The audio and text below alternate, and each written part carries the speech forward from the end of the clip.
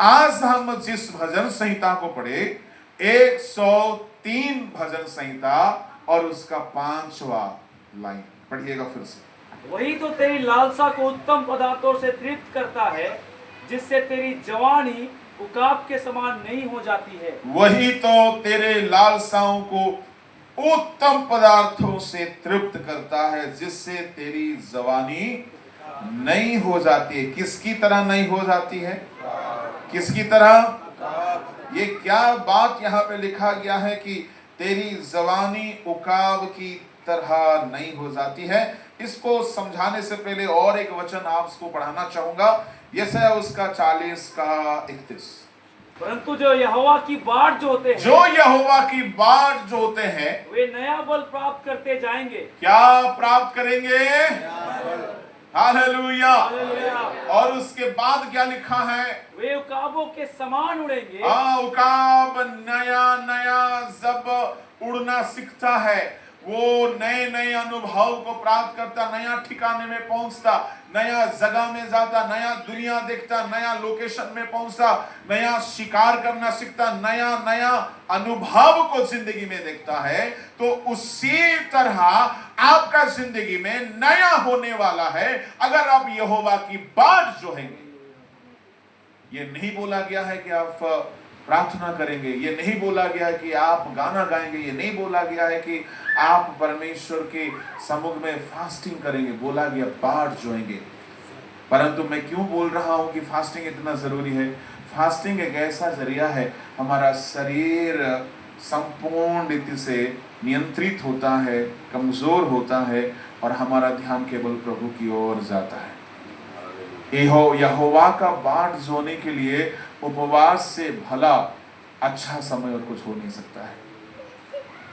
इसलिए यहोवा की जो बाट जोते हैं, इंतजार करते हैं, वे नया बल प्राप्त करेंगे, उकाब के समान उड़ेंगे, बढ़ेंगे है और थकेंगे नहीं। जवान लोग थक जाएंगे पर ये लोग थकेंगे नहीं। Hallelujah, praise the Lord, hallelujah. अच्छा, तो नया बल प्राप्त करेंगे, ऐसा क्यों बोला गया जी? क्यों नया बल प्राप्त करेंगे? सुनिए गौर से।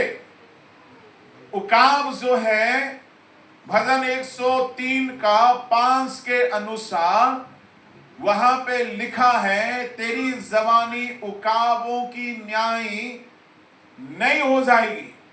ऐसा लिखा ना? उकाब की न्याय क्या हो जाएगी? नहीं हो जाएगी। ऐसा क्यों बोला गया है? गौर से सुनिएगा। पूरे धरती में परमेश्वर अरबों खरबों प्राणियों को सृष्टि किया, कीटाणु, जीवाणु और पेड़ पौधे, जानवर, चिड़िया, जल के प्राणी, आकाश के चिड़िया और रेंगने वाले, तैरने वाले, उड़ने वाले, चरने वाले, हर तरह के पशु पंछियों को परमेश्वर बनाया। पर इन सारे पशु में से 2-3 मेरे नजर में इनको परमेश्वर जवानी को नया करने का एक मौका फिक्स कर दिया उनका शरीर में। उन 2-3 में से और भी हो सकता है तो मुझे नहीं पता, पर मुझे 2 तो पता है। हालेलुया। एक है उकाब। उकाब का जो उम्र होता है 40 साल। कितना साल? 40 साल। और उसकी जवानी होती है 20 साल करेगा तो तगड़ा रहेगा, बहुत शिकार करता है, मस्त उड़ता। और उकाब का बहुत सारा अच्छा गुण है, सीखने लायक गुण है। क्या है? उकाब सबसे ऊपर। उकाब के बारे में आप कितना जानते नहीं पता, पर मैं थोड़ा बहुत स्टडी किया हूं। जब तूफान आता है उकाब क्या करता है? कोई तो बताएं। हाँ, ये तूफानों से भी ऊपर उड़ जाता है। तुम होते रहो नीचे, जितना तबाही मचाना। विपरीत दिशा में भी उड़ेगा और देखेगा कि बहुत ज्यादा रफ्तार है तूफान का। ये क्या करेगा? तूफान के ऊपर चढ़ जाएगा, देखते रहेगा तूफान क्या कर रहा है। तो इसलिए उकाब का जो उड़ान है बहुत ऊंचा है।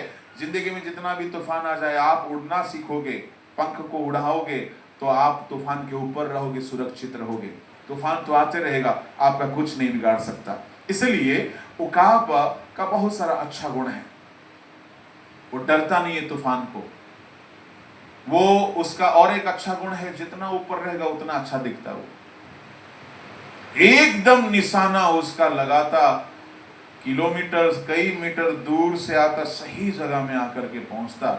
उसका दृष्टि शक्ति बहुत अच्छा है, उसका तेज बहुत अच्छा है, उसका उड़ने की तरीका सबसे अलग है और उसका ताकत बहुत ज्यादा है।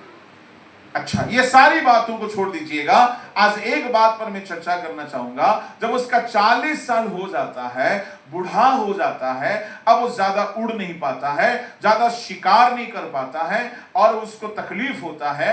अब उसका पंख भारी हो जाता है, उसमें चर्बी जम जाता है, लटक जाता है, वो पंख उठा नहीं पाता है, अब उड़ना मुश्किल हो गया, तो शिकार कहां से करेगा? तब उसके पास एक उपाय रहता है, एक ऑप्शन रहता है, करो या मरो। 40 साल होते ही उसके पास एक ऑप्शन है, एक ऑप्शन है, एक उपाय है। क्या है? अगर वह जिंदा रहना चाहता है तो वो जा करके वीरान स्थान में किसी जगह में अपना जो चोंच है उसको तोड़ना पड़ेगा। क्या करना पड़ेगा? उसका चोंच जो टेढ़ा हो चुका है उसको तोड़ना पड़ेगा। परमेश्वर की क्या गजब सृष्टि है। तो उकाब क्या करता जानता है? अगर मैं इसको तोड़ूंगा, खून बहेगा, दर्द होगा, परंतु मैं इसको तोड़ने से फिर से मैं नया हो जाऊंगा, जवान हो जाऊंगा। तो वो क्या करेगा पता है? जा करके वीरान पहाड़ के चट्टान जहां पर है, वहां जा करके वो अपने चोंच को पत्थर से मारेगा, पूरा रगड़ेगा, ठोकेगा, पीटेगा और उसका चोंच टूटने लगता है। पूरा चोंच अगर उखड़ गया, खून भी आएगा। पता है, जो खून आ गया, साइंटिस्ट लोग का मानना है 21 दिन तक कुछ नहीं खाता वो। कितना दिन? इस पर और ज्यादा सा स्टडी करना जरूरी है। 3 हफ्ता तक वहां वो अकेला भूखा रहेगा, कहीं जाएगा नहीं। उसका चोंच तोड़ दिया है, पानी नहीं पिएगा, खाना नहीं खाएगा, 21 दिन तक भूखा रहेगा। क्या होगा पता है? ये भूखा रहने से 21 दिन भूखा रहेगा, पानी तक नहीं पिएगा, हिलेगा नहीं वहां से। उससे क्या होगा? परमेश्वर का गजब सृष्टि है। उसके भीतर एक रासायनिक हार्मोनल, उसका अंदरूनी सिस्टम में एक नया जन्म होता है। फिर क्या होगा पता है? उसका सबसे पहले नया चोंच निकलेगा। ये 21 दिन वो खाएगा नहीं। ये 21 दिन है, 40 दिन है, मुझे याद नहीं आ रहा, पर लग रहा है 21 दिन खाएगा नहीं, नया चोंच निकलेगा। तो क्या करेगा पता है? ये नया चोंच जब निकल गया, उसी चोंच से सारे पर को उधेड़ेगा। अपने ही चोंच से शरीर का सारा पर को उधेड़ेगा, नोचेगा, खींचेगा, चट्टान में घिसेगा, रगड़ेगा, पूरा एकदम साफ कर देगा अपना बदन। इससे क्या होता है? फिर नया पर निकलने लगता है। सूख गया था उसका शरीर, फिर से नया ताजा होने लगता है, फिर से नया शक्ति आने लगता है, फिर से वो जवान होने लगता है, फिर से वो बलवान होने लगता है। खाना से नहीं, खाना से बलवान अब नहीं हुआ है। जन्म हुआ था, खा पी करके बलवान हुआ था। अब 40 साल में या तो मर जाता अगर वह जा करके अपना चोंच को तोड़ करके फास्टिंग में नहीं बैठता। फास्टिंग में नहीं बैठता, चोंच को नहीं तोड़ता, नया चोंच नहीं आता, अपने परों को नहीं उधेड़ेगा, तो क्या होगा? वो मर जाएगा। ये फास्टिंग में चला जाता है। आप इसको स्टडी करिएगा। एकदम भूखा रहता है। गौर से सुन रहे हैं? हालेलुया। चोंच निकला, ताकत आया, उसी चोंच से कितना तकलीफ है जी। अपना एक मूछ को उखाड़ने में कितना दिक्कत होता है। पूरा बदन का सारा पर को वो नोच के खींच के साफ करेगा, पत्थर से रगड़ेगा, खून खून हो जाएगा। पर पता है इस 21 दिन का उपवास में उसका नया पर आने लगता है, नया ताकत आने लगता है। फिर उसकी दृष्टि शक्ति नया हो जाता, बल नया हो जाता, ताकत नया हो जाता, फिर से वो नया जवान हो जाता है। तो इसीलिए बोला गया तेरी जवानी उकाबों की न्याय नहीं होती है। और फिर वो कितना साल जिएगा पता है? और 30 साल जिएगा। अब ये 30 साल और जिंदा रहना है तो इसको ये फास्टिंग का प्रोसेस में जाना जरूरी है। उसके पास 2 रास्ता है। या तो तुम डर रहे हो तकलीफ को तो मर जाओ। अगर और 30 साल धरती में जिंदा रह करके जिंदगी को जीना है, लुत्फ उठाना है, नया जिंदगी पाना है, तो उपवास में जाओ। Praise the Lord. अगर एक उकाब उपवास करके जवानी को नया करता है, यहोवा की बाढ़ जोने वाले भी नया बल प्राप्त करेंगे। यहोवा का बाढ़ जोना तो कैसे जोना? अगर उकाब अगर उपवास करके अपनी जवानी को नया करता है, आप क्या खा पी करके कर लेंगे? यहोवा का बाढ़ जोइए, बाढ़ जोइए, तब नया बल प्राप्त करेंगे आप।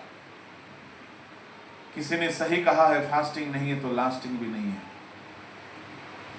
किसी ने सही कहा है यहोवा का बाढ़ जोने वाले सारा दुनिया उनका बाढ़ जोता है।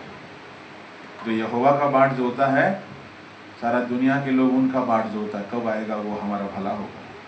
क्योंकि ये लोग पुराना अनुभव में नहीं रहेंगे, ये लोग पुराना स्थिति में नहीं रहेंगे, पुराना अवस्था में नहीं रहेंगे। आप सालों से वर्षों से मसीह जिंदगी में है, क्या नया अनुभव आपको मिला है? पुराना अवस्था को घिसा पिटा मसीह जिंदगी में नहीं रहना है। अगर आपको आगे बढ़ना है तो उपवास करिए, बाढ़ जोइए, spare your precious time in the presence of the lord. एक नया बल प्राप्त करेंगे।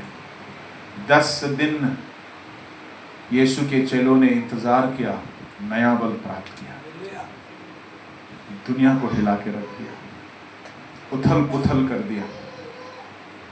यीशु मसीह 40 दिन उपवास करके निकला, दुनिया में एक इतिहास खड़ा करके चला। आप अगर परमेश्वर के हजूरी में समय बिताते हैं वो कभी व्यर्थ नहीं जाएगा। Spending time in the presence of God will never go in when. कभी व्यर्थ नहीं होता है, कभी व्यर्थ नहीं होता। परमेश्वर आपको देखता है आप कितना कुर्बान करते हो, उसका फल आपको देगा। Hallelujah, hallelujah. इसलिए आपके पास चुनाव है, बाढ़ जो करके नया ताकत पालो, नया अनुभव पालो, नई जिंदगी पालो, नई शक्ति पालो, नई सामर्थ पालो। नहीं तो आपकी मर्जी है, प्रार्थना दुआ छोड़ करके बर्बाद हो सकते हो। आपके पास चुनाव है, आपके पास है। अनुग्रह से हम उपवास कर सकते हैं, हमारी कोई खासियत नहीं है, कोई बुद्धि बल नहीं हो सकता। तो ये एक पंक्षी है जो अपनी जिंदगी को नया करता है। दूसरा हाँ, सांप नहीं। दूसरा जवानी नया नहीं करता, वो भी उपवास के प्रोसेस में जाता है, बटरफ्लाई बन के आता है। तितली कहाँ से होता है जी? हाँ, वो कीड़ा का नाम मैं नहीं जानता हूँ, भूल गया हूँ। हाँ, कैटरपिलर। हिंदी में क्या बोलते हैं? अरे मुनगा का पेड़ में होता है जी। हाँ?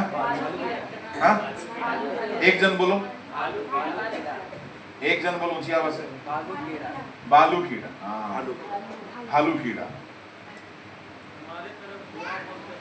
क्या बोलते हैं? बुआ। बुआ। हाँ हाँ, पूरा बदन में फर रहता है। हाँ, वो सजना का पेड़ में होता है। हाँ, बहुत प्यारा से काटता है उसको, है ना। कभी बदन में चढ़ा है किसी का? नहीं चढ़ा है? चढ़ा है। हाँ, कितना मजा आया होगा। तो इसलिए सजना का पेड़ उसी प्रॉब्लम, उसी पेड़ में पता नहीं उसका क्या रिश्ता है, उसी में चिपका रहता है, दूसरा पेड़ में नहीं जाता। अगर उसको जगह मिल गया है, वो ऐसे जगह में आकर के रह जाता है, एक रासायनिक प्रक्रिया में जाता। खाना बंद है उसका, खाना बंद है, चारों तरफ से खुद को घेर लेता है, सील कर देता है, फास्टिंग पीरियड में बैठ जाता है। और कितना दिन होता पता नहीं, उसका स्टडी करना बाकी है। और एक लंबे समय के बाद वो तितली बन करके बाहर आती, इतना खूबसूरत। Praise the Lord, hallelujah. मैं आपसे कहना चाहूँगा, फास्टिंग नहीं तो लास्टिंग नहीं है। एक आखिरी बात बोल के समाप्त करूँगा। आप सबने मुर्गी देखा है? मुर्गी, अच्छा, मुर्गी जब अंडा देती है, ये अंडे के ऊपर जब बैठे रहती है, कितना दिन बैठती है? हाँ, उस 21 दिन में खाना खाती है? हाँ, खाती है? खाती है? नहीं खाती। एक मुर्गी अगर, क्योंकि हम लोग अपने घर में मुर्गी पाला है, एक मेरे नाम का मुर्गी था, मेरे नाम से काट के ये लोग खाया था। हमारे नाम से गांव में क्या होता है, बच्चे के नाम से मुर्गा मुर्गी पालते हैं। तो हमारा नाम से मुर्गी पाल के रखा, मेरा नाम, हम बच्चे थे, हम थोड़ी खाएंगे, हमारा नाम से मार के खा लिया। तो ये होता है गांव में। तो हमारे घर में मुर्गी हम लोग पालते थे, मुर्गी का घर था, किचन में ही था, छोटा सा घर। अंडा देने के बाद अंडा में जब वो बैठती है, क्यों बैठती है? वो जैसे है अंडा में वैसा जीवन आना चाहिए, उसका स्वरूप समानता अंडों में आना चाहिए, जीवन आना चाहिए। अगर वो नहीं बैठेगी तो उसमें जीवन नहीं आएगा। क्या रिश्ता है सोचो। घूमना फिरना खाना खाना सब बंद करके 21 दिन बैठ जाती है। एक मुर्गी अगर 21 दिन फास्टिंग कर सकती है, एक उकाब अगर 21 दिन फास्टिंग कर सकता है, और आप नहीं कर सकते हैं, तो क्या जिंदगी है? क्या जिंदगी है? क्या मुर्गी से गए गुजरे हैं? क्या हमारा कोई विशेषताएं नहीं है? हमारा प्रभु यीशु मसीह कर दिखाया, 40 दिन वो कर दिखाया। वो किस लिए किया है? उसको फास्टिंग का कोई जरूरत नहीं था। वो आपको, मुझको एक नमूना दिखाया कि मैं किया हूं, तुम भी करो, तुम भी करो। आपके घर में शैतान बहुत तांडव लाया है, बहुत श्राप है, बहुत मुसीबतें हैं। आप लंबे समय उपवास में बैठो, देखना शैतान हार जाएगा।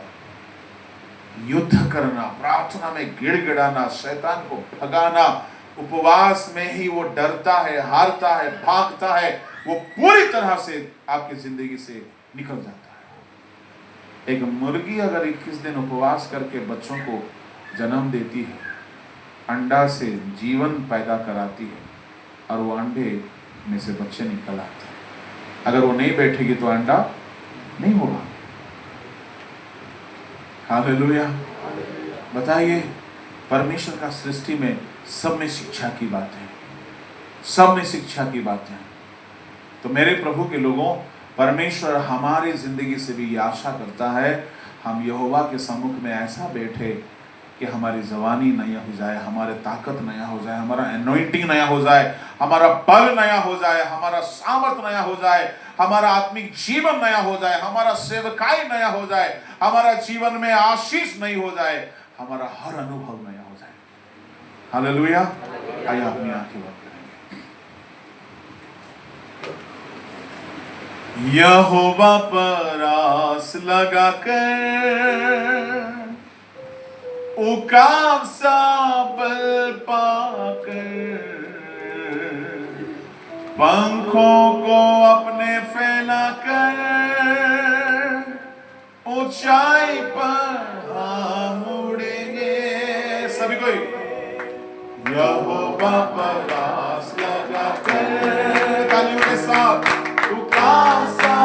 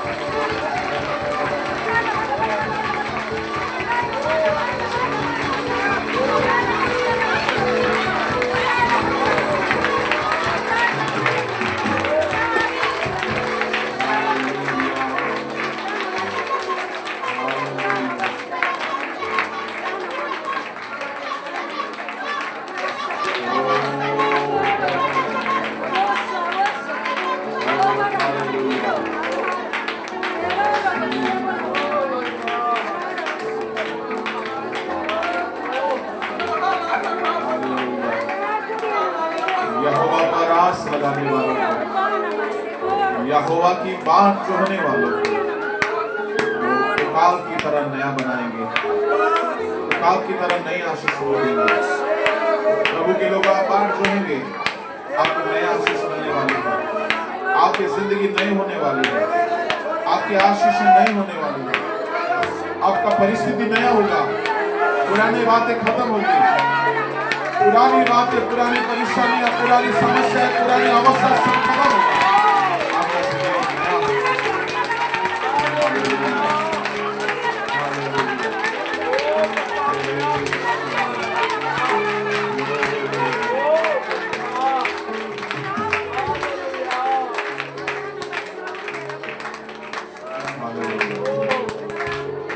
सचमुच में ये हमारी जरूरत है।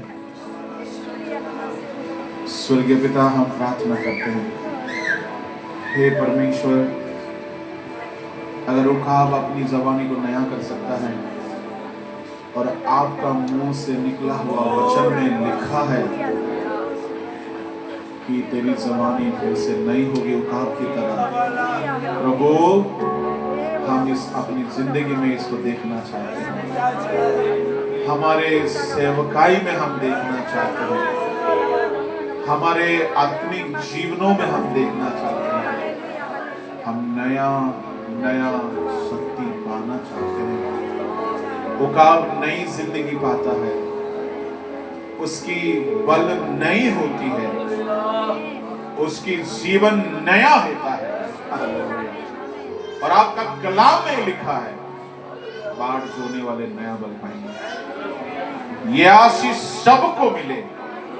पिताजी ऐसा दया करिएगा, शैतान का चाल लोगों को आपकी हजूरी से दूर न ले जाएगा, शैतान की चतुराई से लोग फंसकर आपके हजूरी से दूर न जाए। आपकी हजूरी में जो बल है, शक्ति है, बरकत है, छुटकारा है, एक नई जिंदगी है, उसको लोग प्राप्त कर लेंगे। स्वर्गीय पिता, हम धन्यवाद देते हैं आज की सेवा में आपने हमसे बर्ताव किया, अच्छी आराधना दिया, अच्छा संदेश दिया, हम सबसे बातें किया, हमको जगाया, जिलाया, इसलिए हम आपकी शुक्रिया करते हैं। लगातार हमारी आगे चलना प्रभु, और हमें सिखाना, समझाना, आवश्यकता के समय काम आए, ऐसा अनुग्रह हमें। आपकी महिमा हमारी जिंदगी में होनी चाहिए। आपके सामर्थ्य हाथों में हर एक को रोकता हूँ, हर एक को रखता हूँ, हर एक के कामकाज में आशीष हो, नौकरी में आशीष हो, परिवार में आशीष हो, सेवा में आशीष हो, आत्मिक जीवन में आशीष हो। हर एक को आपके पवित्र बलवंत हाथों में समर्पण करके आदर, महिमा, जलाल हम आपको दें। धन्यवाद के साथ इस प्रार्थना यीशु के नाम से। इस घड़ी हमारे पिता परमेश्वर का प्रेम, यीशु मसीह का अनुग्रह पवित्र आत्मा की सहभागिता हम सबके साथ यीशु के अनुग्रह मसीह के द्वारा जय देने वाले प्रभु यीशु के हम धन्यवाद करेंगे।